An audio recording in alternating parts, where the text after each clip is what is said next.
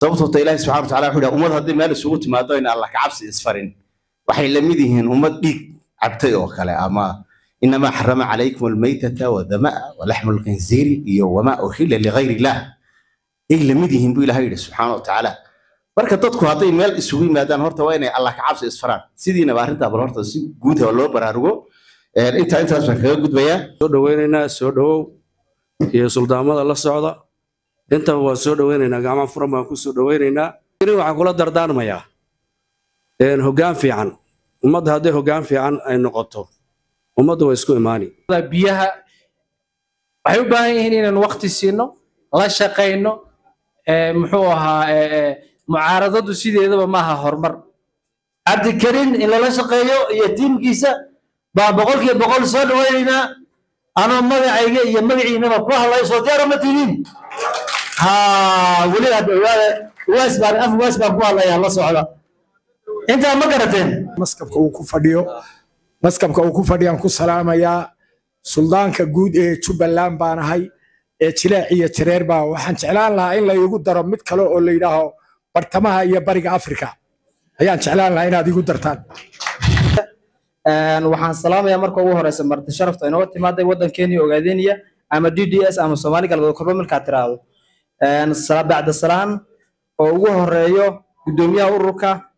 jabhadda wadaniga xoreynta Ogaadeniya Nation Liberation Front mudane Cabdikariim Sheekh Muuse Qalbi Dhagax mudane aad baan ku soo dhaweynaynaa yani muxuu maahan bashi inuu kaado waxay ku tusaysaa inuu qofkan itijaah rasmi ah lahayn inaga taamay itijaah cad baan leenahay inagu nabadda aan maanta Itoobiya isla qaadanay waxa inaga dhaba inaan ku shaqeyno mana aaminsan Itoobiya inay soo weerari karto maxaa yeelay Itoobiya waan isbaranay waa taan hadda ka sheekeynahay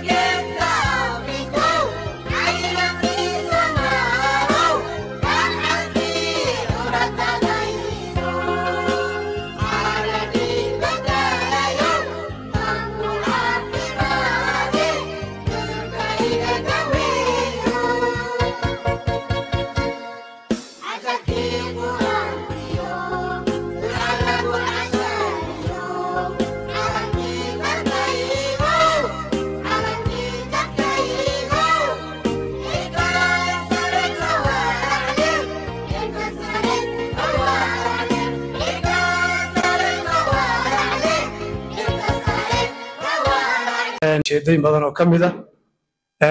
waxaan leenahay in badan waxaad jiray waxoogaa kala maqnaansho badan oo muddo ka soo wareegtay haddana waxaan runtii la isugu yimid laguna sii wada Ismaaciil Maxamed Cabdullaahi indhabir inuu isagana kelimadiisa ka jeediyo insha Allah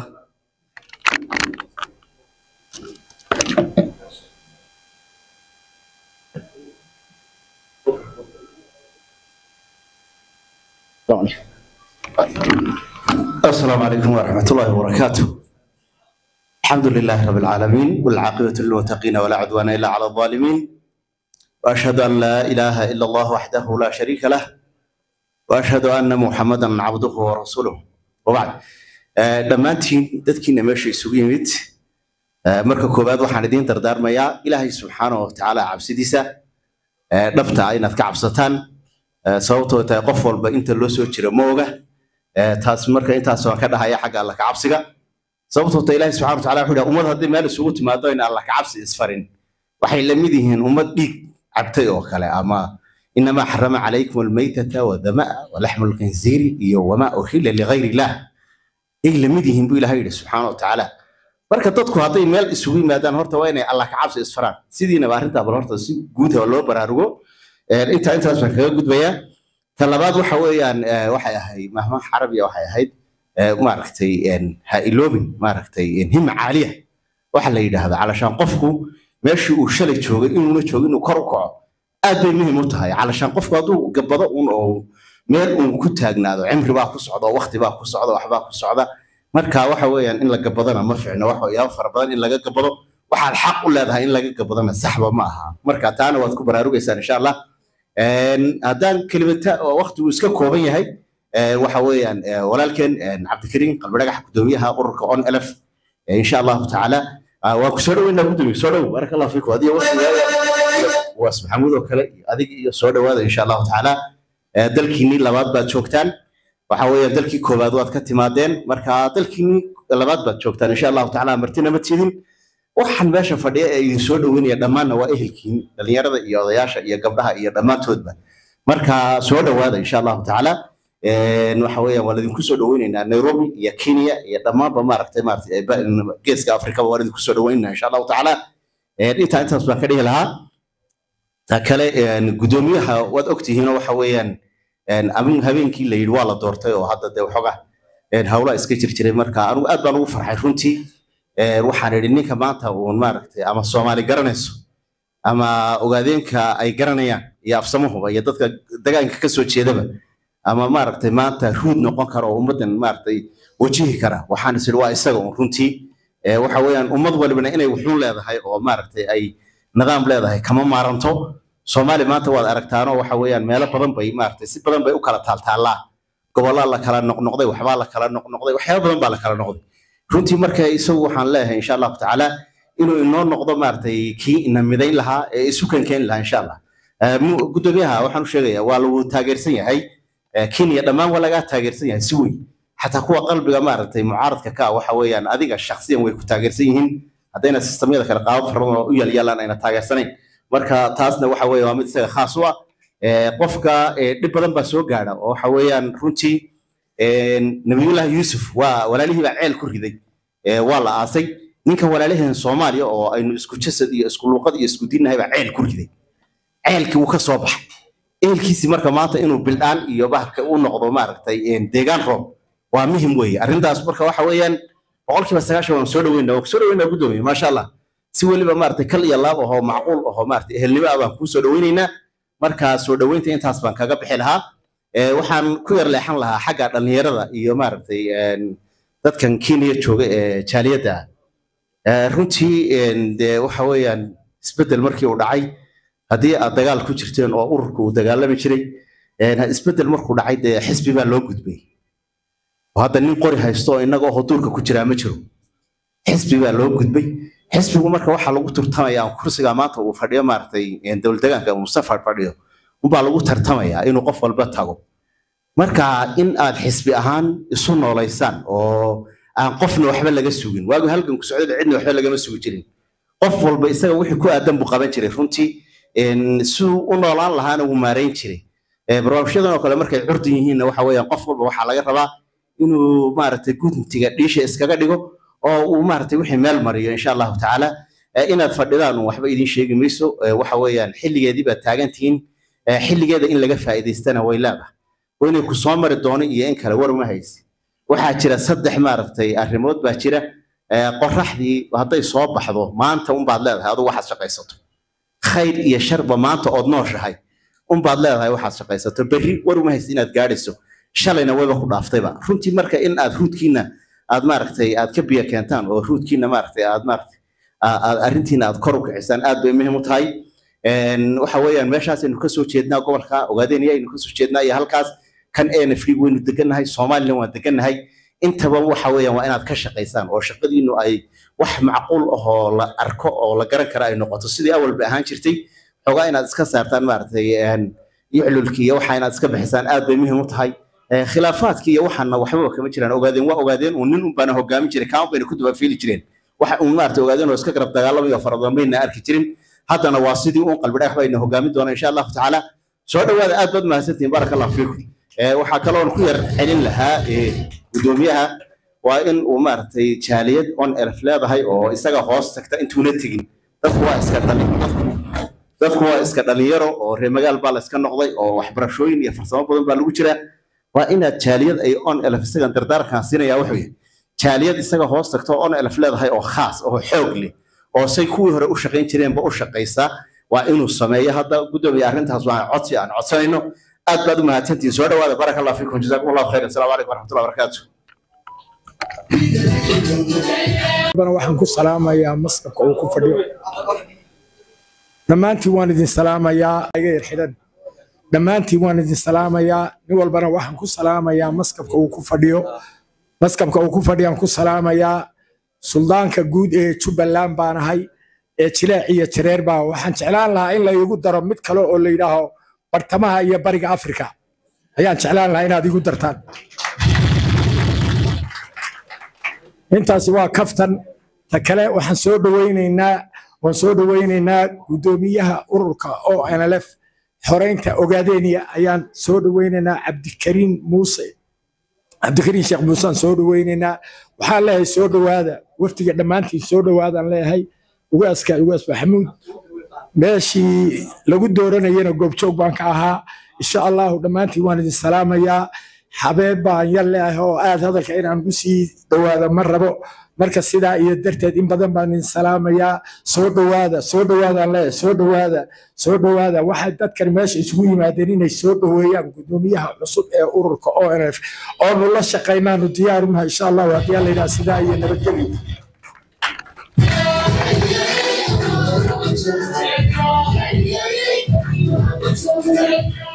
أبو مسيحي واس محمد علي عيسى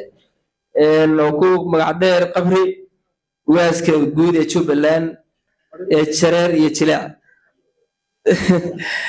أبو ما سنتهاي وحان رمائية لنا سوق وجوينه كلمة أصيب عم بيوكم لذات أبو ما سنتهاي وحاول يلا كل أرني عضياشة وقف سدحاده هذا الشكر عبد العليم الوير إن شاء الله استغنى إنه كلمة سجدي واستغنى سوق أبي إن شاء الله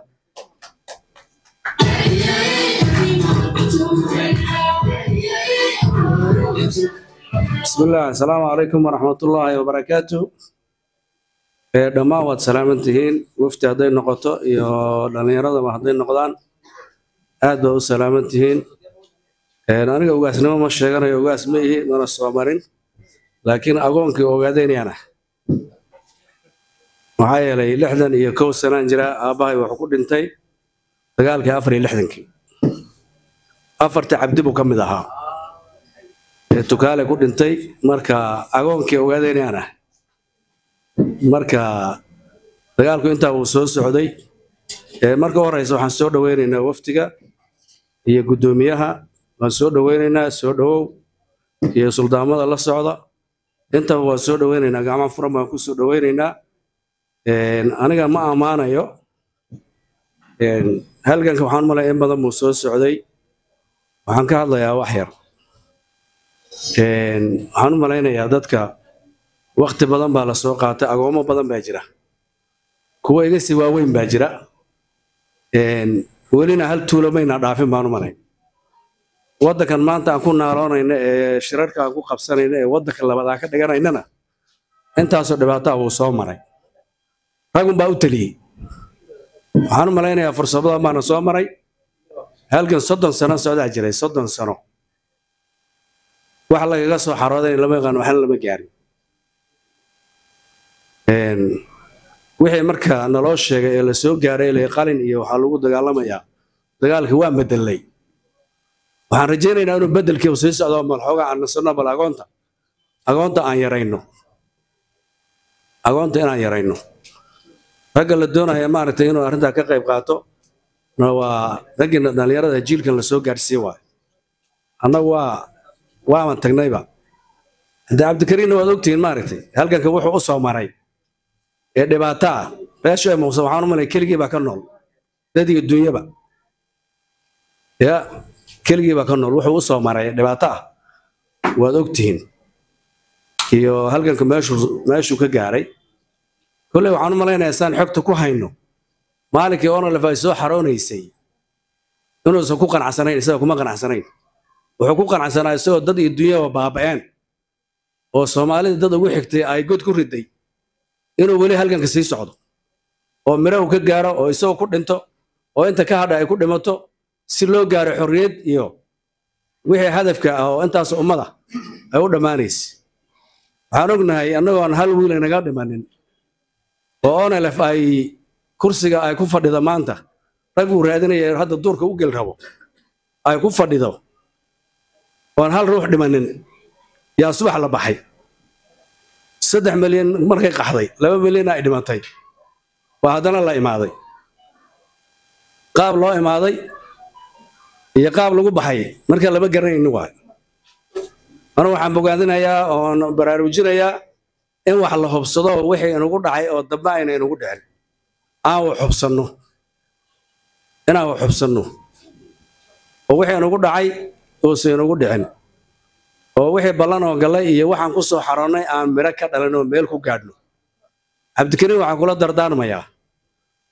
hoggaan fiican ummadda haddii hoggaan fiican ay noqoto ummaddu way isku imaani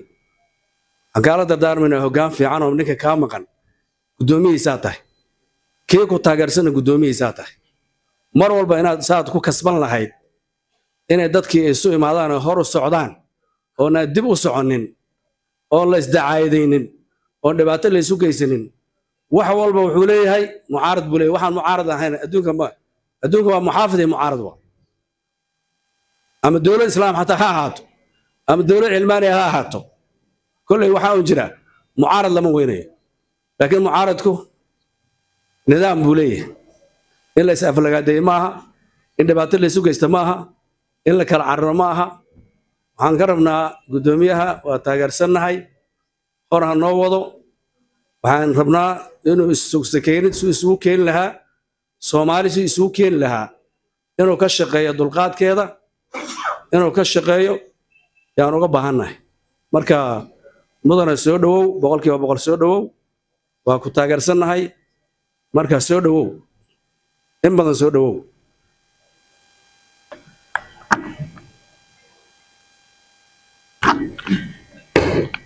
aad iyo aad buu mahadsan yahay adeer shukri cabdi cali qayb ka socota northeastern ama waqooyi bari gaar ahaan qaxootiga waxaan sii doonaa hadal insha allah waxa yar kadib mudane cabdiraxiim farax owaysiyo yaan inuu hal daqiiqa isagana uu qaato oo magaca dhalinyarada ku hadlaya waxaa kaloo ku xiga guddoomiyaha jaaliyadda dowlad deegaanka soomaalida ee kenya yaan isagana kelimo gaaban siinaynaa waxaase u yeedhayaa cabdiraxiim hadduu dhow yahay cabdiraxiim kaalay waqtigaagana qaado insha allah hal daqiiqo farax owaysiyo waa xubin firfircoon oo ka mid ah ururka dhalinyarada owaysiyo oo ka imaaday kasoo ka warbixinaya qaxootiga insha allah بسم الله السلام عليكم ورحمة الله تعالى وبركاته بعد السلام وحد ودا أستان بلهان شري أستانتي أنا ما ترى لشيء من بدا الله أكبر الله أكبر وقاعدين يا الله وقاعدين يا إلهي نحر إن شاء الله تعالى دي في نقوليسته وحان السلام يا مركو وهو رئيس مرت شرفت أنا وقت ما ده ودن كيني وقاعدين يا أما DDS أما الصومالي قالوا كربون من الكاتراو السلام بعد السلام وهو رأيه قدوميا وركا جبهة ودنيا حرنت وقاعدين نيشن ليبريشن فرونت مدنا عبد الكريم شيخ موسى قلبريح مدنا أدبن كوسد ويننا وحن سلام يا وكلا سدير نانو سلام يا واسكا هالجمع واس محمود سلوك وحن سلام يا مدنا بعلول سلوك والالك شافي بعد التحية نك عبد ستارها وكل علي وقتي على سوق جابي وان سوق جابني أمريكا وهذا الصومالي واحد على وقت جابن إرجع جابن حدان إن يركا وربحيو نودستان يجاليات كذا مدنا قدوميه saad ka warhayso khilaafkii ururku waxoogaa wuu saameeyey walow jajabkii iyo maxaa la jiray agoontii ay u banaayeen xiriyaha qaxootiga iyo North Eastern wixii wadanka ku laaban karna isna u laabtaan wixii kale wali halkay ku yuraan talada iga soo gaadhaysa ilaa xalay waxay ahayd gudoomiyaha naga gaarsiiyay in marka shirweynuhu uu dhaco cid alla la cid doorto horta lambarkoon aan la shaqeynaa naga gaarsiiyay gudoomiyaha taas waa gudoomiyaha marka ugu horeeya marka labaad insha Allah taala inaan la soo gaaro oo iyagana sida Nairobi loo yimaado taas way iga soo gaarsaa waqtiga oo kooban la ajliyeed mudanayaal aad baan idin salaamayaa anigu waxaan ku hadlayaa afka North Eastern gaar ahaan Dadaab magacaygu waa Cabdiraxmaan Cabdullaahi ku magac dheer Fanaxo WSU halganka iyo taariikhdiisa wax kasta waa laga sheekeeyay laakiin salaan iyo soo dhaweyn baan ugu talagalay mudana iyo wafdigiisa aad baan ku soo dhaweynaa assalaamu calaykum waraxmatullaahi tacaala wabarakaatuh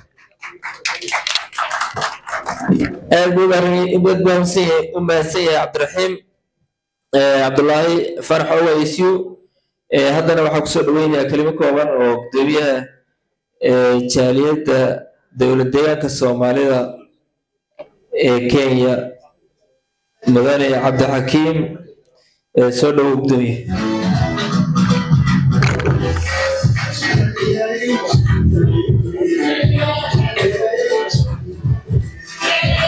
السلام عليكم ورحمة الله وبركاته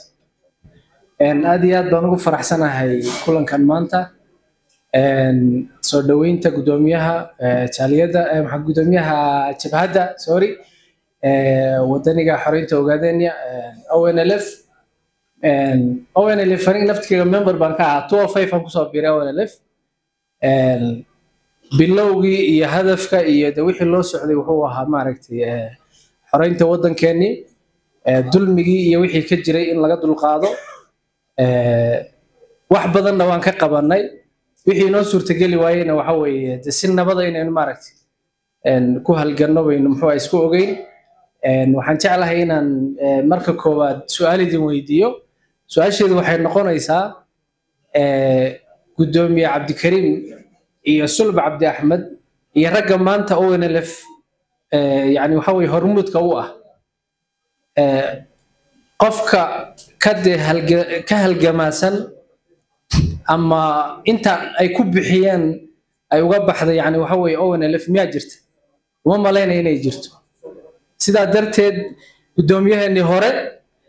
mudane maaday uu mahadsan yahay laakiin wax kasta expiry bay leeyihiin soo ma waqtigiisii baa gaadhay haddii aynu isku ogeyn in yani waxa weeye la dhigo qoriga la dhigo hab nabada lagu halgamo de waxay ahayd maaragtay in sidii la isku ogaa lagu shaqeeyo digtoonidii waa laga baxay in yani waxa weeye dastuurkii Itoobiya aynu maaragtay muxuu ka mid ka ahayn la aqbalo la qaato tii iyada ahaydna waxa weeye gudoomiyaheenii hore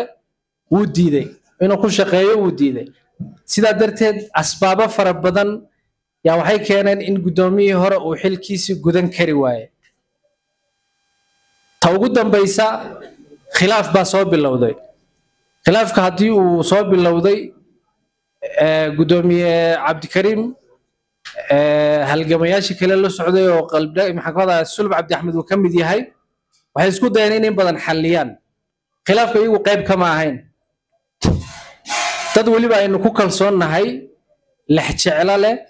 isku day in badan in yani waxa weeye arrinta xaliyaan bay ahaayeen sidaad ogtihiin gudoomiye Cabdikariim ka horeeyay waqtigiisii baa ka dhamaaday dastuurka Itoobiya buu ka hor yimid ma dagaal baynu rabnaa maanta dagaal maanta ma rabno 30 sano wuxuu soo kordhin waay maanta ma soo kordhin karo ma soo kordhinayo AK47 dawladda deegaanka maanta ka jirta waad ogtihiin madaxweyne Mustafa waxaa la yiraahdaa inama al-a'maalu bin-niyat waxa uu qabanayo oo wax uu qabanayo niyad iyo wax ka go'an waa deegaankeena maanta isbedel baa ka muuqda isbedel waxa ka muuqda horumar isbedel waxa ka muuqda yani waxa weeye waxyaabihii soo dhacay waad ogtihiin meel dagaal ka dhacay oo dagaalo intaas oo sano ka socdeen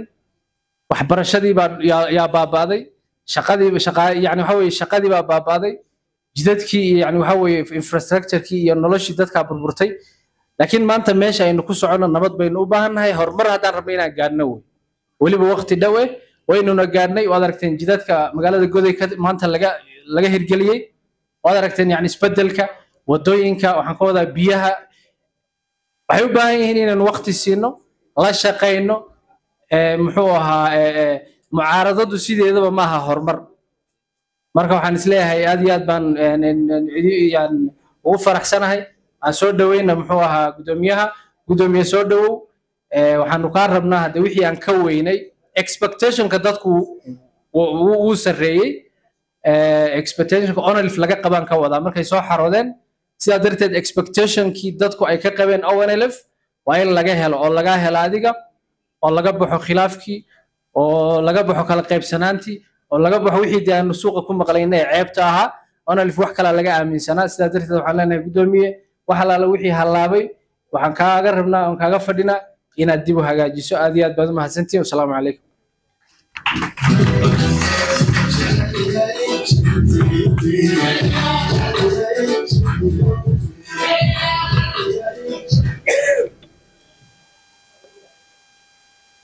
aad buu mahadsan yahay gudoomiyaha jaaliyadda waad mahadsantahay gudoomiye waad dadaashay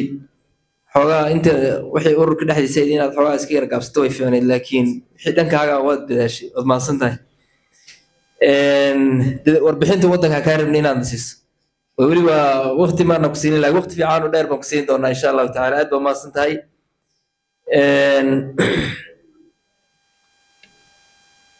waa 11 baa la joogaa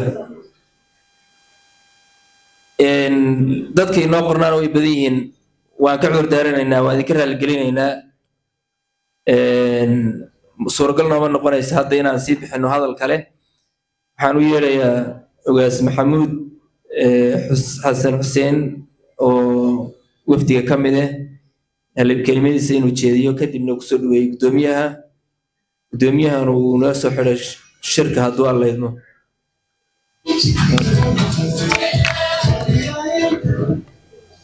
بسم الله الرحمن الرحيم الحمد لله رب العالمين والصلاة والسلام على أشرف الأنبياء وسيد المرسلين سيدنا محمد وعلى آله وأصحابه أجمعين السلام عليكم ورحمة الله تعالى وبركاته رين نيروبي وين سلامي وكفر حسنا رنتي أنا ومارتي كسوة بحناي تيجيجا سيدات بريكور إن أنا هالكن ما أنت كوكولانو dhalinyarada iyo odayaasha ganacsatada ugaasyada iyo salaadiinta qabdhaheena quruxda badan dhammaantiin waad salaamantihiin waan salaamaynaa salaan kal iyo laaba iyo kalgacal baan maartay ku salaamaynaa aragtidiinana runtii wayna farax gelinaysaa waan u xiisnay inaynu kulanno waxaan ilaahay ka rajaynaynaa mar kale iyo goob kale inuu nagu kulmiyo intaas kadib anigoo maqaamaadkiina kala duwan iyo magacaantiina aynu ku salaamin haddana si guud waan idin wada salaamay waan idin salaamaynaa kolley waqtiga oo kooban hadalka waan soo koobaynaa gudoomiyaha hadalka qaadan doona warbixinna wuu idin siin doonaa waxaana jeclahay in xoogga la saaro warbixinta gudoomiyaha ee ururka ku saabsan iyo wixii su'aalaha dadweynuhu ay qabaan ama dadka meesha soo xaadiray hadda ay ka dhex guuxaya si aad waqti ugu heshaan inaad weydiisaan weydiimahana uu idinka jawaabo taasaa muhiim aan u malaynaya waxa ugu muhiimsan ay tahay marka insha allah haddii lahayd aniguna ku dheeraan maayo ururka ONLF waxaan u malayn hadda intiinan maadaama dad u nasab sheegta tihiin oo qadiyadii ogaadeynaya in badan oo idinka mid ah ama intiin badan kulligiin baan dhaho aad u nasab sheegataan u soo halganteen u soo waxyeelowdeen dhibaata idiin soo gaadhay danaynaysaana kulligiin asxaabad qadi aad tihiin waxaan malaynayaa inaynan muhiim ahayn in aan idinka sheekayno wax fara badan oo wad og tihiin laakiin waxaan rabaa aan xuso hab in yaroo xog intaan aan ka horreysiiyo gudoomiyaha intaan kusoo dhaweyn hordhaca ururka ONLF structure-kiisa maamulka sidaad og tihiinba wuxuu ka kooban yahay marka laga reebo hay'adda guddiga fulinta oo howlfulin ah waxa muhiimka ah ee hay'adda u sarreysa xagga sharciga waa golaha dhexe ee ururku isaga oo xeerka ururka iyo shuruucda u taala cuskanaya ayaa wuxuu u fadhiistay kulan uu ku qiimeynayo waxqabadka iyo waxqabadii gudoomiyaha iyo marxaladii uu ururku ku sugnaa 5 sano ee ka dambeysay shirki goday qiimayntaas oo muddo dheer socotay waxaa lagu falanqeeyey laguna qiimeeyey si qoto dheer yacni xaaladda ururku ku sugnaa 5 sano la soo dhaafay qiimayn kadib waxaa la isla qaatay golaha dhexe maadaama hay'adii u sarreysay uu yahay inayna suurtagal ahayn in sidii lagu sii jiri karo taasaa la isla qaatay oo ayna suurtagal ahayn inay sidii wax sii ahaadaan in la farageliyo oo la badbaadiyo ururka ayaa go'aan lagu gaadhay goluhu markuu go'aansaday arrintaas wuxuu maray habkii xeerka iyo sharciga ururku ama shuruucda ururku ay sheegayso qeexaysay sidaa wada ogtihiin intiina xubnaha ah ama ururka xogaalka ah ee xeerka ururka faqrada 18aad ama qodobka 18aad faqradiisa maartay sa iyo sha waxay qeexaysaa awoodaha gudoomiyaha iyo habka uu xilka ku weyn karo gudoomiyuhu marka gudoomiyaha xilka qaadistiisa waxaa loo cuskaday xeerka ururka iyo shuruucdu say tahay sidaas baana mataqaanaayay maartay lagu gabagabeeyey isaga oo kooramkii ururka golaha dhexe oo dhammaystiran ay u codeeyeen kuna u cuskadeen maartay farqada aan sheegay inay gudoomiyaha xilka ka qaadaan sababta looga qaadana waxay ahayd xil gudasho la'aan gudoomiyuhu xilka wuxuu ku weyn karaa sida caadiga ah xagga shuruucda markaan ka hadlayno 3 arrimood inuu iscasilo isagu iskiisu casilo iyo inuu geeriyoodo oo maartay ruuxu geeri ku timaado iyo in uu khayaamo qaran galo ama xil gudasho la'aan ay timaado oo xilka gudan kari waayo hadduu xilka gudan kari waayo ay asbaab min asbaab ay isaga ka timaado ama dhibaato kale ha timaado ama isaga tabarxumo ku timaado ha noqoto ama isaga ururka carqaladeyn ha noqoto xil gudasho la'aan baa uu ku weyn karaa xilka waana qodobka uu ku waayay oo lagu soo gabagabeeyey oo golihii dhexe 61 xubnood oo kamid intay fadhiisteen ay u codeeyeen in gudoomiyaha xilka laga wareejiyo bishii March 9keedii oo maartay uu codeeyay si aqlabiyada golaha dhexe inuu mudane Cabdiraxmaan Sheekh Mahdi oo ahaa gudoomiyihii hore ururka ONLF uu xilka sidaas ku waayo isla markaana xilka uu ku wareego gudoomiye ku-xigeenkii ururka ONLF oo ahaa Cabdikariim Sheekh Muuse Qalbi Dhagax sida ogtihiin hadaba dad badan waxay isweydiiyaan gudoomiyaha xeerka ururka waxa ku qoran gudoomiyaha ayaa xaq u leh inuu magacaabo gudoomiye ku-xigeenka waa isweydiinaysaan sidee buu ku noqday mudane Cabdikariim gudoomiye ku-xigeen waa su'aal meesha taalo isweydiisaan aad kulli intiina ururka taqaana isweydiinaysaan waxaa jirtay shirki goday markii laga soo laabtay طبعا ururka xisbiga loo bedelay markay nusukada soo galay xisbigu noqday xisbinimo qaatay xisbinimadii ayaa shirki goday isagoo oo laga raacayo xisbinimadaas shirki goday minidka ka soo baxay iyo program political programkii ururka iyo wixii oo dhan barnaamijkiisii dhan xubnihii golaha dhexe guddiga fulinta gudoomiyaha gudoomiye ku-xigeenkii iyo barnaamijka ururka siyaasiga ahaa iyo habka iyo istaraatiijiyada uu ku dhaqmi doono ayaa loo gudbiyay guddiga doorashada heer qaran ee Itoobiya oo neeba la yiraahdo waqtiga iyada ah gudoomiye ku-xigeenkii la gudbiyay oo laba gudoomiye ku-xigeen ahaa gudoomiye ku-xigeenka koowaad wuxuu ahaa Cabdikariim gudoomiye ku-xigeenka labaadna wuxuu ahaa Xasan Macalin oo hadda ah wasiir dawlaha maartay ganacsiga ee Itoobiya waad ogtihiin ururka ka tagay maadaama ninkaasi bibi ku beeyo ka tagay automatically iyo marka hore gudoomiye ku-xigeenka koowaad isaga ahaaye laakiin lama sheegin muuna shaacin gudoomiyuhu dadka uma shaacin wuxuu shaaciyay inuu Xasan Macalin gudoomiye ku-xigeenka koowaad yahay gudoomiye ku-xigeenka koowaad magacaabayna wuxuu ahaa oo la shaaciyay waqtigaas Xasan Macalin buu ahaa marka Cabdikariim waagaas la qoray waana la qariyay golaha dhexe nambarkiisana waa la qariyay tirada ay yihiin 2023 bishii November ayaa waxaa la helay degmantigii shirki goday oo la lahaa 3 sano uu maqan yahay meel ku maqan yahay lama yaqaan cid qarisay ilaahay baa og laakiin cidii maamulka haysi way og tahay cidii marka ururka hogaaminaysay way og tahay waa la helay baa la yiri hadii la helayna waxaa laga helay oo mustanad oo dhugmantiga ku xusnaa 9 xubnood oo gola dhaxa in loo gudbiyay in shirki goday ka soo baxay 9 xubnood oo gola dhaxa iyo 15 xubnood oo guddi fulina oo 9 ka mid ah oo 3 nin isugu dambeeyaan Cabdiraxmaan oo gudoomiyaha Cabdikariim oo gudoomiye ku-xigeenka iyo Xasan Macalin oo gudoomiye ku-xigeen labaad sifad halka iyadoo ay ururka structure-kiisa ay neeba aqoonsan tahay halkaas ka soo baxay ururka maadaama uu shirki guday kadib iyo hadda aynu joogno una shaqaynin oo khilaafkii ururka soo dhaxgalay uu shaqab noqday hawlgab noqday oo paralyze noqday ururka soo ogtihiin siyaasiyan iyo shacbiyan iyo maadi dhaqaale ahaan dhan walba uu paralyze u noqday waxa weeye mas'uuliyadda koobaad ee xisbiga ONLF ama ururka ONLF markuu halgamayay iyo hadda waxay saaran tahay golaha dhexe waana hay'adda u sarreysay sharciga iyada ayaa xaq u leh inay gudoomiyaha la xisaabtanto inay xilka ka qaado inay maartay ururka saxda wixii qaladaad ee ku sugan marar badan waxaa laga yaabaa inay istiraadaan anaga qoladanan hadda de maartay hogaaminta ururka hagaysa inay isweydiisaan iyaga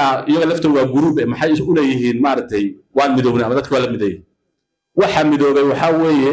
hadalkaas inuu si fiican dadka u fahmaan baan rabnaa hogaamintii ururka midowday inteedii badnayd hogaaminta ururka dadkuna waa hogaan ama inta hogaaminta haysa marka xilka haysa iyo inta la socota ee bulshada iyaga fiirsanaysa ee maartay hagsanaysa iyaga hagsanaysa shacabkiiba marka u baahan marxaladda hadda loo baahan in la mideeyo waxa weeye waa dadkii shacabka ahaa ilaa waa la qaybsamay haddii hogaankii midoobay intii si badnayd ay soo timid go'aana qaateen siyaasad cusubna ay jeexeen waxaa la rabaa dadkii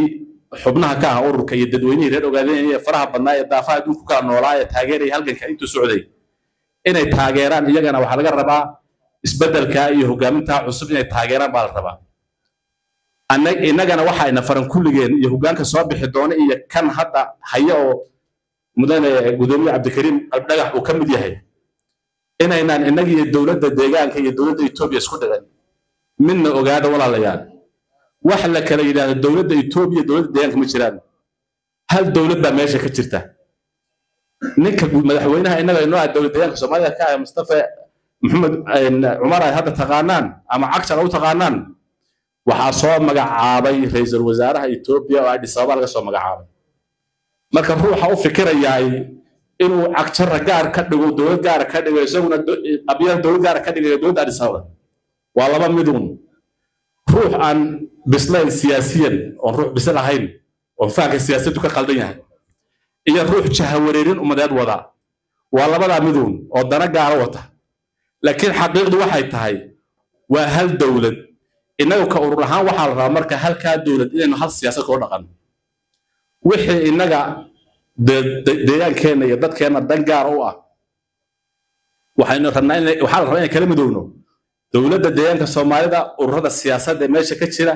bulshadeena salaadiinteena ugaarsideena ganacsatadeena dadkii shacabka ay reer ogaadeenaya ayaa la rabaa inuu kala midowno mid kala noqono oo inuu ku hagnoon dhahno sidana danteedu ku jirta dowladdiina inuu intay toosin kara toosin haddaynu dowladda isku dhacno inuu ma shaqayn karo way dowladdu waa dowlad tan koranayada kugu dari oo ka horkeeni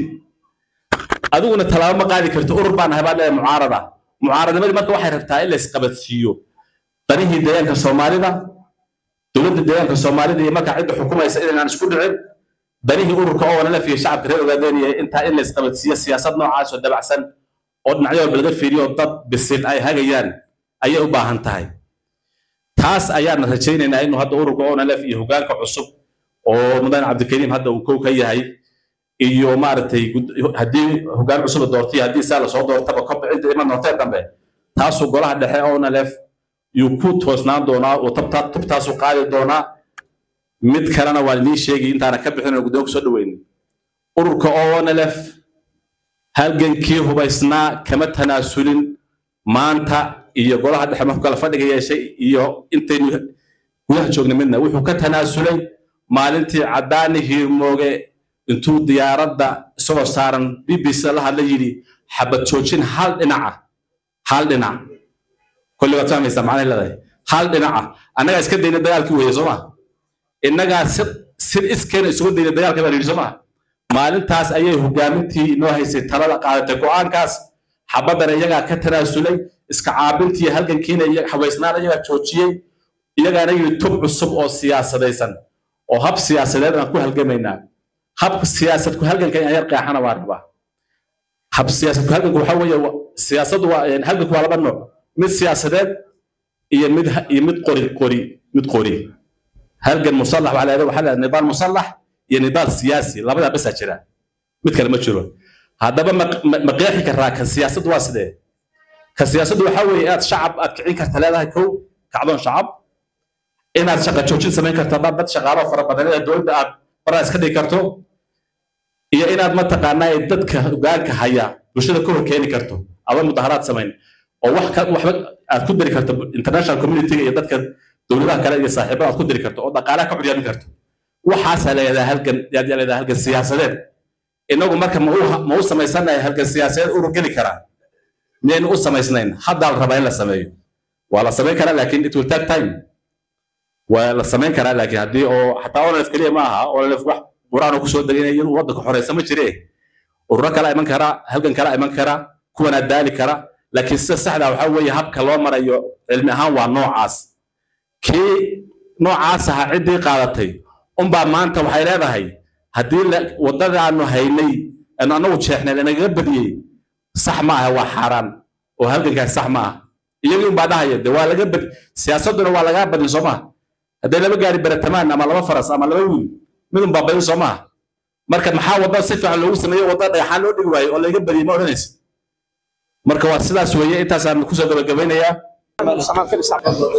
بسم الله الرحمن الرحيم الحمد لله رب العالمين وبه نستعين على أمور الدنيا والدين وصلى اللهم على نبينا محمد وعلى آله وصحبه أجمعين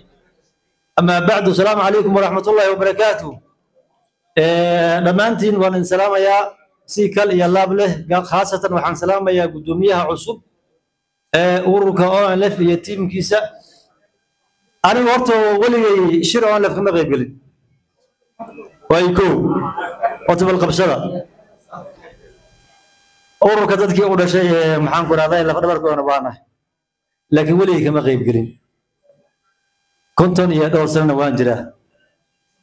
لكن ما أنت وحنجعل هاي هنا ولي كم من غض الله شقيو قدوم بيها أورك أولف عبد الكريم حاج موسى قلب الدايح هنا الله شقيام ديار الله إثيوبيا ولي مارك يعني يقول كذا ترى هذه قدرة قبصرة أنا وحنقول شيء ميل إلى البار ديره وحن أنت كوسو قاري بعد ديره نيروبي أنت وبحسين رجب الله بانا أنت ما قرأتين لكن نوين بانا هاي وقلبي كان كلا سعود الناشا أوروكي أونف هل كان كيسي ميل كستو أنجو نوان لسعوني قلبي كان كلا جرني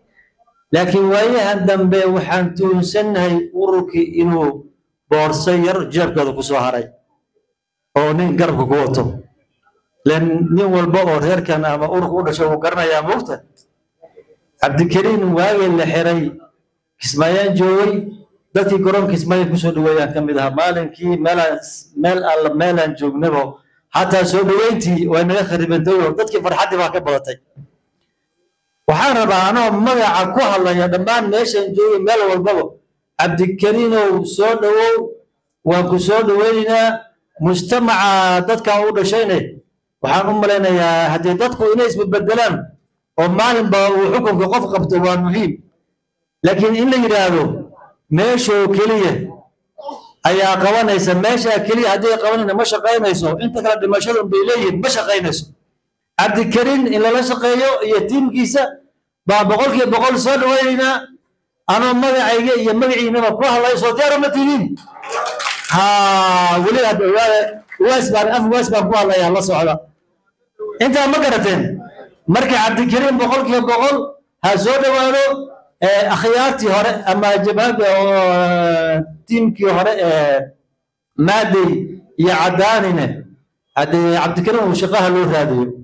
وحكى له هذا ملا قلبي شقاها له راديو أيوة أنت صار لي هاي ماشي مركا همير ديب رالها صاحب مركا ديب أقول نقول ماشي أنا قلت أنا كور قمناي هل كنكي قريها هذا ديار ماها ولا ماضي waxaan u baahannahay oo annagoo dhan idinku taageerina halkan siyaasadeed oo qalin ah iyo maskax taasaa meesha ka maqneed weligeedba haddana etoobiya taasay diyaar u tahay waxaan la socdaa waagii hore markaa dib ugu noqdo etoobiyadii hore markii xilliga dalka la kala qaybinayo ingiriis ka baxayay markii la yiri halidku wareejiyo xukunka dad baa diiday annagoo meeshana joogaan ka warqabnay dadkii diiday waa dadka maanta haddana meelaha wareegaya sax maaha كنت مركز لقاها لوي أنا كومدان هاي حتى ماشي soomaaliyeed baa fadhiya malinaya anigu nin ogaadeenaan ahay nin baahalaan ahay nin baahtanadaan ahay ma aha dadka xukunka uga dhexeeya sida halganka xabad loogu jiro iyo dadkuna xabadu maxaan karo xukun uga wada dhexeeya wey laakiin haddii la yidhaahdo cabdikariim ma qaban karo awliyaanku ma qaban karo kuwa kale ma qaban karaan sax maaha cabdikariim oo adaa meesha la wariyay saacadda laga bilaabo adaa kugu taageersanahay ama dadka midhe odayaasha kale u yar aad baad u salaamantihiin waan salaamaya asalaamu calaykum waraxmatullahi wabarakaatu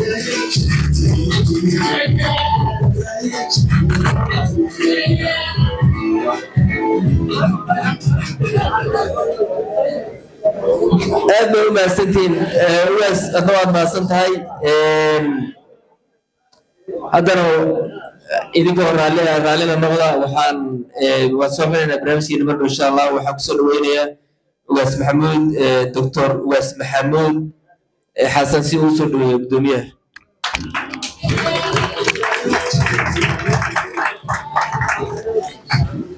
بسم الله عفوا على هذا ده ما كان وبرنامج كان يقصينه لكن وكل جنب وإنه كل رالنا يسوي السودان كنت أكون فرحنا يسوي السودان مركا قدومية سود وقع عفرك سود قدومية هجبات ودنيا حريته وغادينية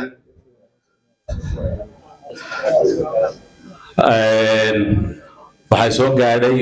in xog ay jirto inuu soo socdo ambassador maxamed cabdaafay uu soo galayo hoolka marka insha allah hadduu soo galo soo dhaweynaynaa soo dhawaado marka intaa gudoomiyaha kusoo dhaweynaynaa hadduu yimaado isagana kalma waa siin doonaa dhib male insha allah haddii ilaaha idmo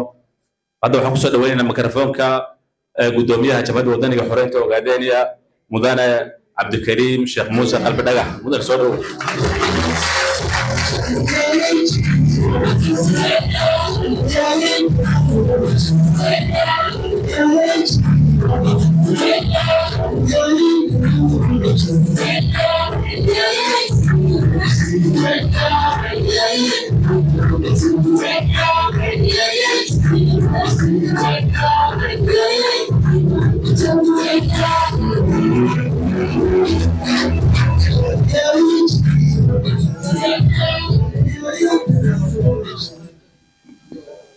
بسم الله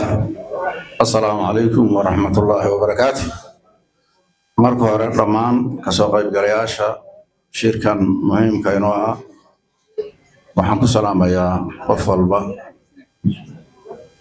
مقام كيسة يا مكسبدو فريا ميشان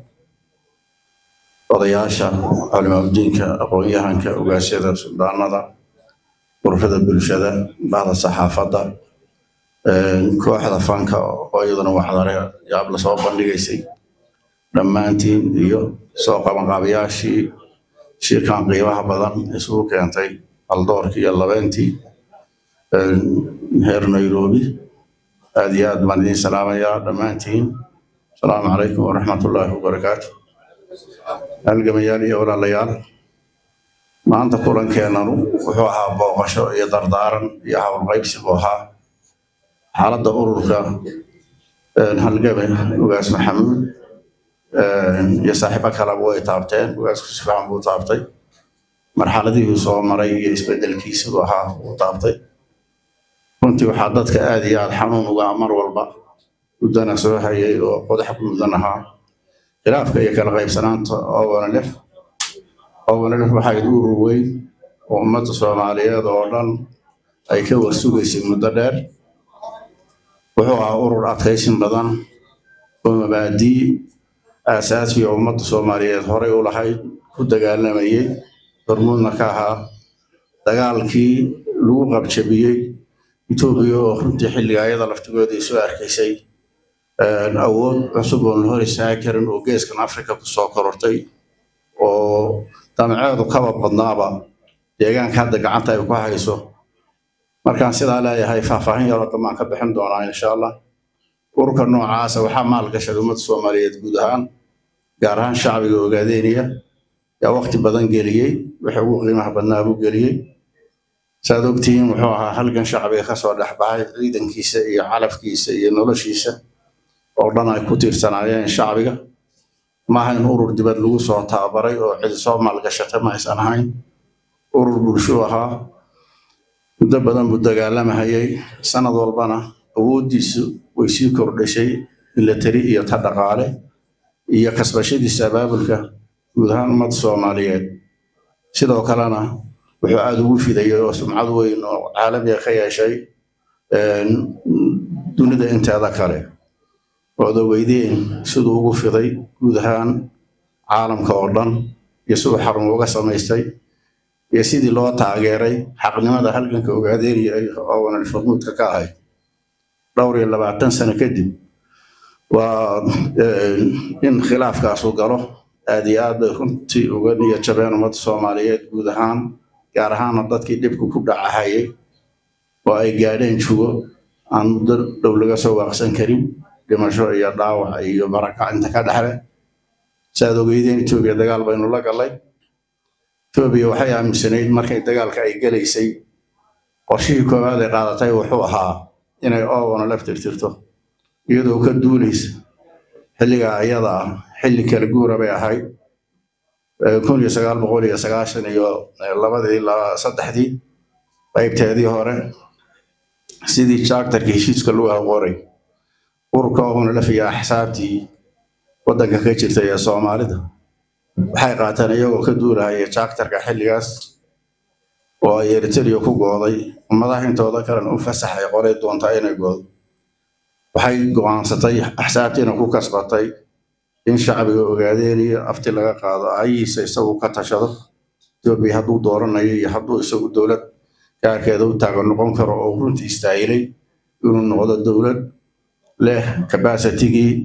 wixii loo baahnayo dhaqfushin karta dhaqaalaha hadday tahay dhulka iyo badkiisa hadday tahay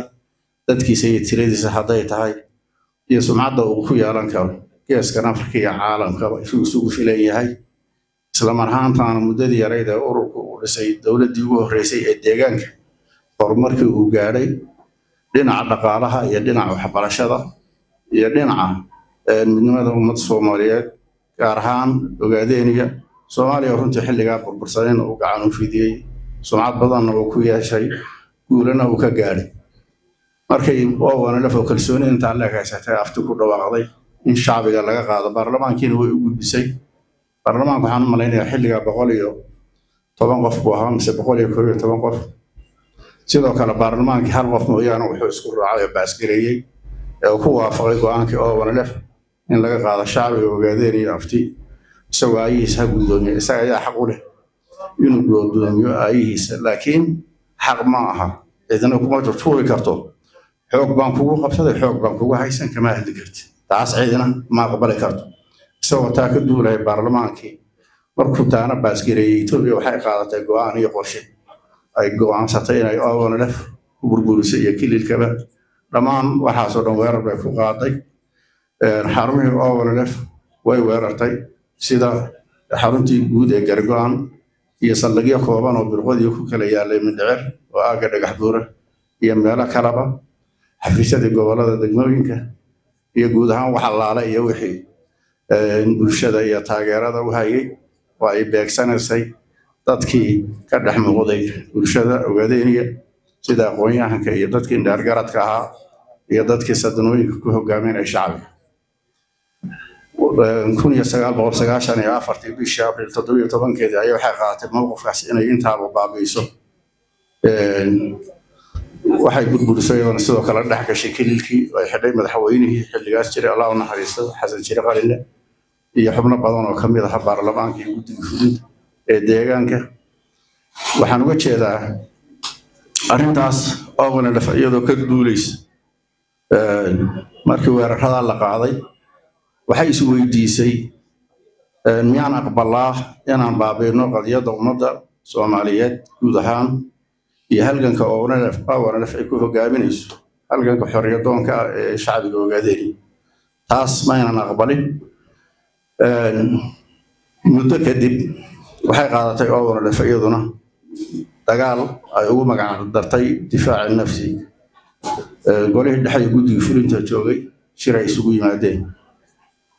bayaankaas ay soo saareen oo la yiraahdo bayaanka caan baxay ee bayaanka sagaalaad loo oran jiray oo ku cilaamisay dagaal istifaaca muddo kadib waxaan rabaa dadka qaarkii meelaha qaarkood waxay yidhaahdaan ONLF dagaalku way ku fashilantay laakiin waxaan rabaa inaan idiin sheego kuma ayna fashilmin ku guulaysatay qabkii iyo isla weynidii Itoobiya waxay xaqiijisay maalinka hore 7 bari bay qaadatay howlgalkii koowaad inay ku burburiso kii labaad waxay qaadatay bil kii ku xigay 7 bilood bay qaadatay sanad bay qaadatay markii ugu dambeysay waxay gaadhay Itoobiya military ahaan iyo siyaasad ahaan iyo dhaqaale ahaan inay ONLF oo ay taageerayaan shacbiga Ogaadeniya laakiin kaalmo kale aan haysanayn in Itoobiya salka dhulka ugu dhufto qabkii isla weynidiina uu jabiyo dagaalkaas muddada inta la agsooday dad Soomaaliyeed oo dhan han weyn bay ka lahayd heshiis in la gaaro aan ku soo dhawaado iyo xaaladahaas iyo khilaafkii baa laga sheegay halka ay la gaaray heshiiska marka la gaarayay runtii marxalad waxaan soo marnay shacbiga Ogaadeniya guud ahaan ay isugu tageen geeska Afrika ummadda ku noolay oo dhan ay isugu tageen oo loo kala hadhin kadib markii Itoobiya aan kaga adkaanay dagaaladii aan kula jirnay mid ciidan iyo mid sumcad iyo mid arrimo diimeed iyo mid dhaqaale waxaa soo baxday inay kaashato iyo adeegsato sida aan idin sheegay wixii aaga ka dhawaa oo dhan gaar ahaan Soomaalida oo iska burbursanay oo mandaqado yaryar oo iyadu maamushay u dhisatay isla mar ahaantaana ay urursatay dadkii Soomaaliyeed iyo dhalinyarada ee Ogaadeniya ee shaqo la'aanta ku dhacday ee waxbarasho la'aanta ku dhacday oo lagu qancin karo inay dadkooda dilaan inay dadkooda dhacaan inay dadkooda kufsadaan iyo ummadda Soomaaliyeed oo sidoo kale iyadana lagu qanciyo oo qaadatay waajibaadka noocaas oo kale ah inay shacbiga Ogaadeniya iyo cid kasta oo loo maleeyay inay halka Itoobiya lagula dagaalamayo ku leedahay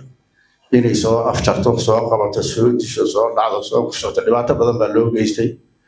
inagoo mabdiyan waxba iska keen bedelin laakiin awood ahaan awood ciidan runtii aad iyo aad laynoo jilciyay dhibka ugu badanna uu inaga soo gaaray Soomaalidii ama taan xoreynayna ha noqoto ama tii kaleba ha noqotee isbedelkii Itoobiya ka dhacay wuxuu qaatay isaguna runtii tabar inaguma dhaamin waxaynu abuurnay markaanu aragnay sida laynoogu isugu keen bahaysay inaan inaguna qayb ka noqono oon diyaarina dad Itoobiyada laftigeeda la dagaalami kara oon iyada dhex galno waxaan isticmaalay farsamada ama xeelada la yiraahdo isku jabinta cadawgaaga waxaan abaabulay Oromo waxaan galay jaamacadihii waxaan galay iskuuladii kale masaajidii baynu galay ganacsigii baan galay amxaaraynu u gudubnay waxaas oo dhan yaa waxaan tooska ugu bixinay cadaadiska inagana haysta mid leeg iyagaba inuu haysto xukunkan EPRDF ee hogaaminaysa gaar ahaan TPLF ay majaraha u hayso ummadaha Itoobiya guud ahaan dhibaatada ku hayo saa darteed baynu dagaalkii waxaan ka hordhay Itoobiya gudaheeda markii aynu iyaduna ay inagu garab dhacday isbedelkii gudaheeda iyo dagaalkan ka abuurnayna shafka iyadoo dalku ugu dhuftay waxay qaadatay iyaduna Itoobiya inay qiimayso xaqiiqsatay inayna dagaalkaasi wadi karin inay ku jabtay dagaalka ra'iisul wasaarihi baa isaasilay taliyaal badan baa tagay aydii dawladda kala furfurtay waxaa dhacay kala amar qaadasho la'aan iyo isxukun la'aan baa dhacday haddii hay-adaha kore ay maamuli waayaan hay-adaha ka sokeeya ka hooseeya ee bulshada haddii ay maamuli waayaan hay-adaha hoosena ay qaadan waayaan awaamiirta iyo qorshayaasha ka soo baxa hay-adaha sare macnaheedu waxay ka dhigan tahay dawladii ma jirto taas markay dhacday Itoobiya inay iyadu isbadbaadisa iyadoo ka wada oo inaga inoo dareeyin shacbiga Ogaadeniya oo ONLF iyo waxay ku dhawaaqday nabad qofkii ugu horreeyay oo ONLF lagala hadlana anigu ahaa anoo xabsi ku jira xabsiga intii laga soo saaray in aan la kulmo ra'iisul wasaarihii dalka oo laga yaabo inaan ahaa qofkii Soomaaliya ee ugu horreeyay ee la kulmo wuxuu igala hadlayay runtii u muuqatayna waxay ahayd dagaal dheer kadib isku jabnay maxaa inoo dana iyo dhammaanteen aan badbaadino shucuubteena iyo waddanka inta ka hadhay aan badbaadino fariin fiicanna uu igu soo dhiibay oo ONLF inteeda kale wuxuu qiray halgan iyo in ummadu xorriyad dalbataa inay tahay sharaf iyo qiim taariikhi way xaq u leedahay aad buu uga garaabay wuxuu qiray nabad inaan wada gaarno oo gacmahana isqabsano isfahamno cid walbana loo ogolaado waxay xaq u leedahay inay tahay waxa kaliya geeskan Afrika xasilooni u horseedi kara oo aan lafayado taa ka duulaysa ayay waxay iyaduna dhinaceeda ka qaadatay si ay ururka dib ugu dhisto shacbigii 30 sano wax ku dhow la baabiyo cid walba isugu tagtay ay dib ugu soo koriso inay iyaduna dagaal qaadato waa nabad qaadataan dhaho waa laga yaabaa inaad hadda ka hor iga maqasheen sidii hadda ninka odayga sheegay dagaalkan diidna anagoo cid naga dhimanin yaan anagoo intaas naga dhimatay yaanu nabadii yaan qaadanay nabadaan diidna iyadoo cid naga dhimanin yaan 2 milyan ka badan markay naga dhimataan qaadanay hadda ka hor waa iga maqasheen saaxiibkii halka hadlaayena uu ku soo halqabsaday laakiin waxay ahayd cid dagaalka nagu qasabtay inaan qaadano hadday dhinaceeda ogolaato garowsatay dagaalka inayna sii wadi karin oo wanaf inay ka bilowday jiritaankeeda iyo heshiiskeedana ay qaadatay innaga sabab aan u diidi karin ma jirin halka arrin laakiin muhiimka aan la waxay ahayd wada hadallada innaga Itoobiya inoo socday oo inta badan saldhigoodu ahaan jiray in Itoobiya ay ogolaatay shacbiga Ogaadeniya afti in laga qaado waxa laga wada hadlayaa muxuu yahay inta badan oo wanaf waxay soo dhigi jirtay 3 qodob koow waxa laga wada hadlayaa asal inuu yahay shacbiga Ogaadeniya afti in laga qaado qodobka koobaad qodobka labaadna wuxuu ahaa garab saddexaad inuu joogo oo wanaf iyo Itoobiya way istileen isma qancin karaan garab saddexaad oo uu kala dabqaado oo marxaati ka noqdo wixii halka ka soo baxay inuu meesha ka jiro iyo goob ammaan oo lagu wada hadli karo sida weydaan wada hadal badan oo galay madaxdii ka soo qayb gashay way inaga laysay deeq Cabdiraasin baa ka mid ahaa Sayid Cabdiweli baa ka mid ahaa oo ay ka daba tagtay oo rag badan bay inaga laysay Sulu Cabdi Axmed yaa ka mid ahaa oo asagoo warqadii wada hadalka wada oo ku soo wada tii laga soo daba duulay dhaxda lagu qabtay ragna laga laayay asagana la qabtay marka inuu wataa ka duulayna waxaan dhihi jirnay goob amaana oo xubno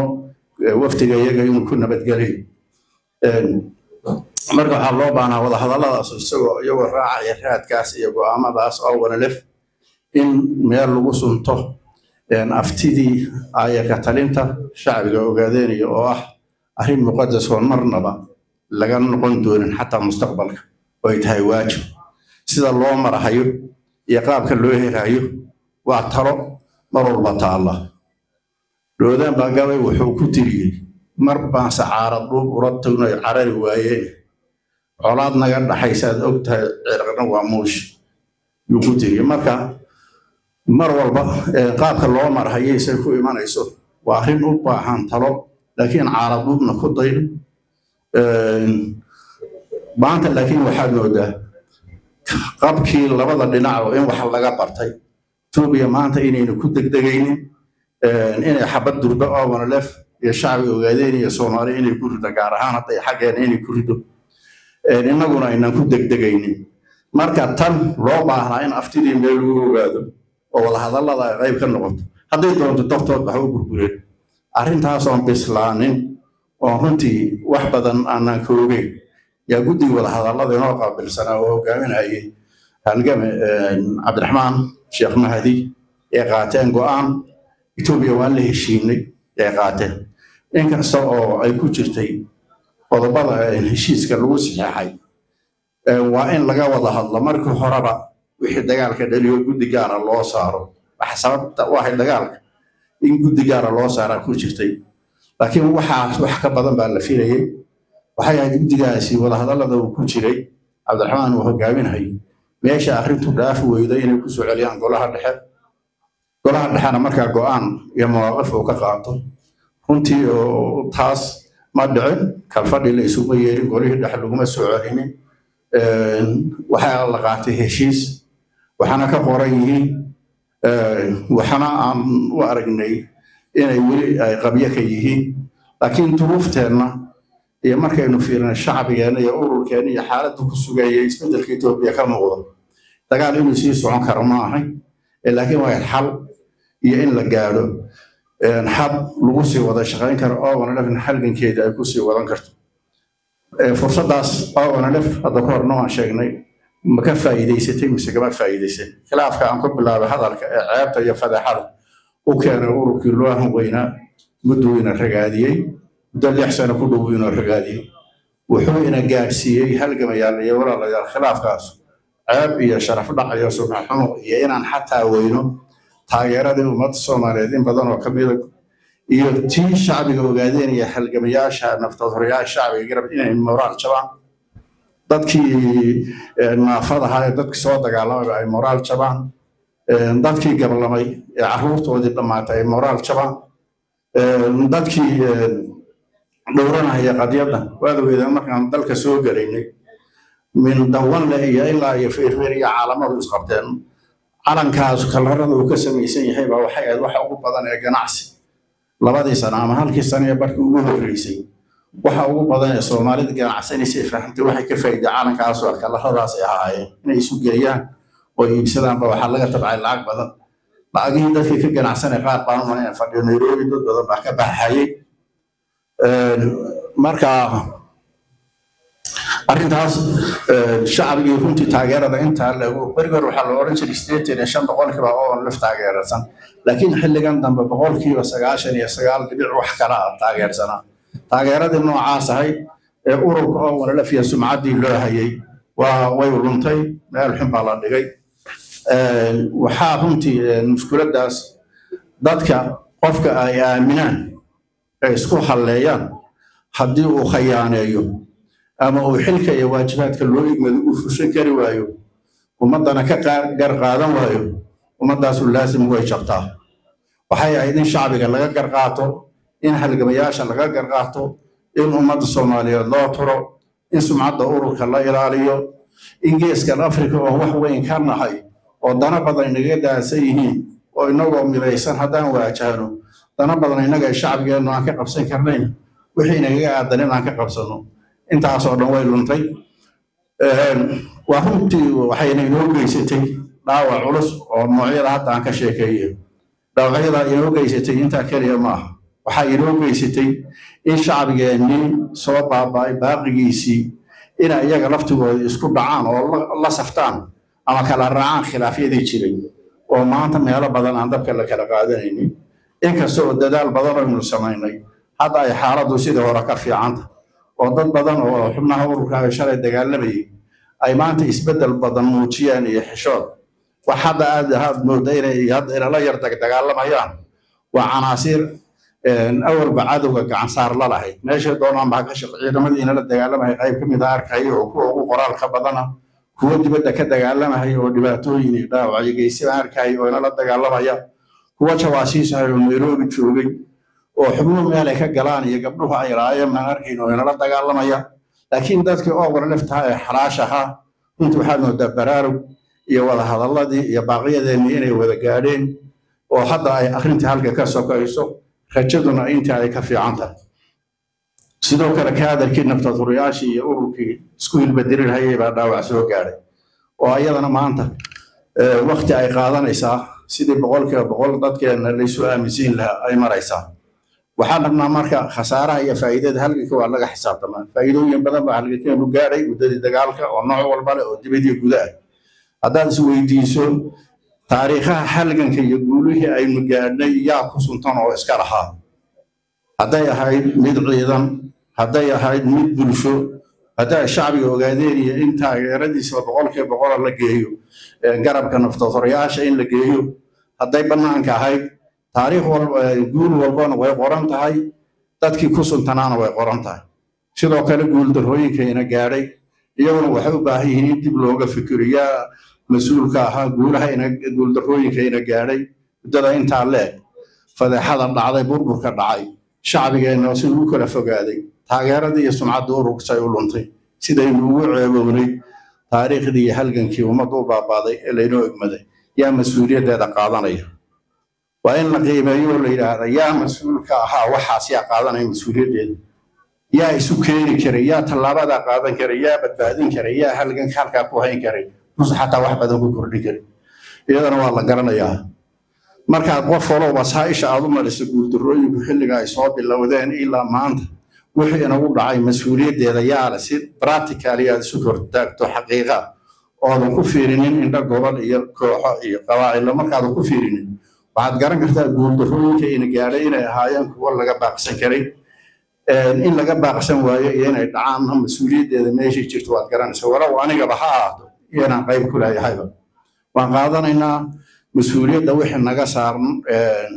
nagaga soo aada waa qaadanaya ani shakhsi waan qaadanaya waan ogolahay inaan shacbigayga ka garqaato si ilaahay dartiisa uga garqaato ka jidbaxo diyaar baanu qof walbana waxaa la rabaa inuu raalligelin ka bixiyo shacbigiisii dhibaatadu gaadhay ee waxaan qabanin lagu sameeyey ee dib looga wada ooriyey inuu cafisna ka dalbo raalligelina ka bixiyo yaa loo baahan yahay waxaa la yidhaahdaa hadal waxaa jira la yidhahda halgamaagu waa ka garqaata halgamaaga haddii la yidhaahdo ugaas yuusufow walaalow waad khaldantay haddii la yidhaahdo inuu ka murmo ma aha heer hebel baa ii jeeda inuu yidhaahdo ma aha shakhsiyaad baa isu kaykaashada inuu yidhaahdo maaha waa inuu soo istaago oo yidhaahdo diyaar baanu ahay jecbixi aan ka ahay alla ii taliya waa inuu yidhaahdo laakiin halgamaagu ka murma guuldarrada maaha guuldarrada haddii laga murmo xal lama gaadho laakiin qaadashada mas-uuliyadda iyo garqaadashadu waa midda lagu sixi kara halgan iyo halgamaa iyo horusocod wixii noqon kara ta lagu wadi kara weeyaan qofku markuu doonayo inuu guulaysto ma wuxuu mari karaa guushiisa heer hebel buu mari karaa ma gobol hebel buu mari karaa waxaan leeyahay intuu si fiican iyo qiyam lagu fikirayo uma baahna inuu gobol iyo xaafad iyo degmo sheegto uma u baahna okay marka haddaad doonayso inaad horumar gaadho waa inaad u fikirto ummadda oo dhan inaad isku hayn karto wadi karto raalli gelin karto la tashan kartaa iyada waa inaad u fikirta taasaa loo baahan yahay haddiise aad noqoto qofka aan qarqaadasho lahayn midda kale qof gobonnimo doon oo doonaya ummadu inuu xoreeyo oo doonaya inuu gumaysi la dagaalamo ma isu quuri karaa su-aasha haddaan ka dhigno ma aqbali karaa oo ma isu quuri karaa ama ma aamini karaa inuu dadkiisa kala xigsado kala qaybiyo qof gobonnimo doon ah oo hadaf iyo ujeediyo yool xorriyo doon ku socda ma kala qaybin karaa shacbigiisa ma la safan karaa qaar ka mida ma sheegan karaa gobol ogaadeeniyo inaad xoraysaad doonaysay shacbiga ogaadeeniyo oo dhibaata gaadhayna shalay hormuudbaad ka ahay haddaad doonayso inaad xorriyaddu ay kaa dhab tahay oo quluubtaada iyo ficilkaagu ay iswaafaqsan yihiin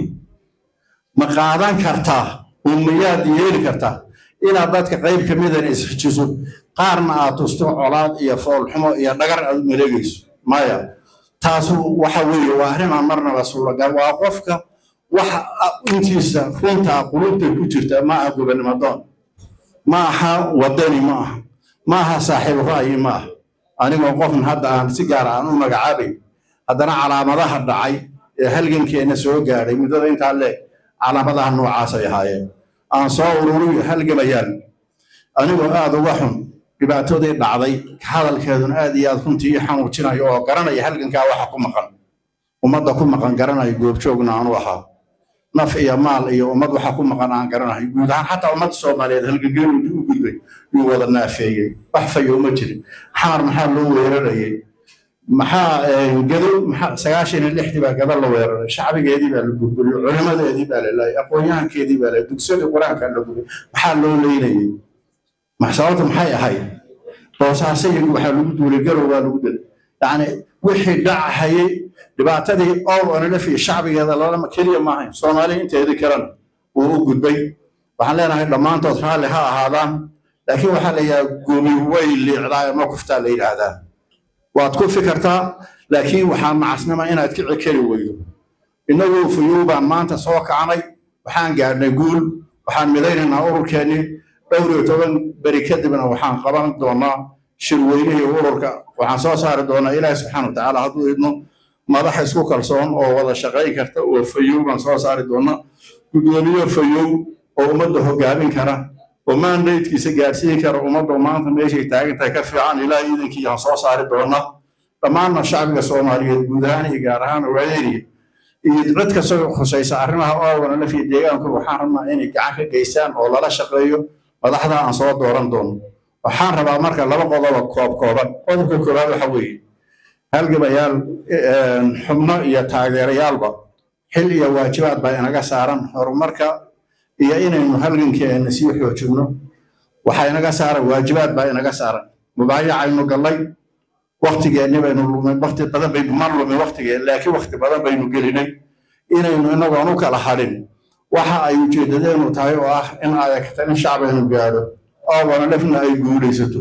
inaynaan u kala hadhin oon dhammaanteen hawshaa ka wada shaqayno waan doonaynaa haddii ilaahay yidhaahdo cid walbana waan ka codsanaynaa qodobka kale waxaa weeye oon raba inaan kusoo gabagabeeyo halgamayaan waxaan rabnaa oo idii soo jeedinaya wax la yidhaha aslaxu bayna naas iyo isu keenid xubnihii iyo halgamayaasha oo wanalef in la raadiyo walaalada inaga maqan wax badan inaguma kala maqna haddaan la doodnana in badanna waan sheegnay waxay nagu diidan yihiin oo dhehen waxaasaan idinku diidannahay ma ayna weli inoo sheegin ilaa hadda dhowrkaa sano waxaasaan diidannahay oo ururka xumaanaho lagu samaynayo meena dhih cagjar mustafa cagjar waxa la yidhaahdaa u muqul xataa kuwa dibadda jooga waad arkaysa maalin dhowdaa etoobiya aan la dagaalamaynaa waxay gaadhaan hadda qaarkood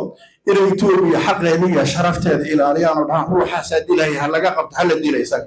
yani shalay wuxuu lahaa etoobiya aan la dagaalamayna ciidan intaa leeg baan haysanaa maalmaan ku howlgelinayna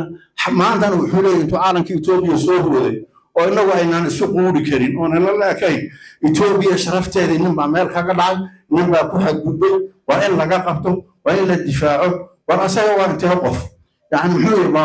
ما هنم بس إنه كذا هيكون توصيسا إنه سقف كان اتجاه رسمي على هاي إنك تعمل اتجاه عطبان لنا إنه نبدأ ما أنت إثيوبيا سلاق هذا وحين قربا إنه كل شقينه ما أنا آمن إن إثيوبيا إنه يسوي غير كرتون محيري إثيوبيا وأنا سبرنا وقتها هذا كل شيء كين هي وأنا سلاعك هلاي هدي حتجود بدعه عذر بروح كيبان كرا والله قرن كرا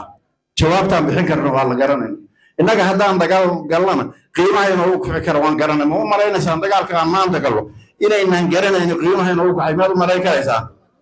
ما يا لابد إنه قلب وان قرنا ما كتب كلو بتاع دمسك سلا قال هذا يتوبي يقولتي أو أنا لف الشعب يقول إنه يلا دقالته أو أنا لف نويك واي براتي دقال إن لا قراي وقيمة وكفكر دونه يا خسارة حكت على دونه يفعله الولي سأدرس الروحان رمنا إن أينو ضمانته إنه يستعين ولا عليه إن أنسون دوينو محد يدنته ولا محد دونيسا ولا أنسو تا إن إنه كولا شغينا دوننا غير والله أولا نفكملنا وحنكسر دوينا قعنا فرن يا ولا لنا يا منو ومع سنتين السلام عليكم ورحمة الله وبركاته.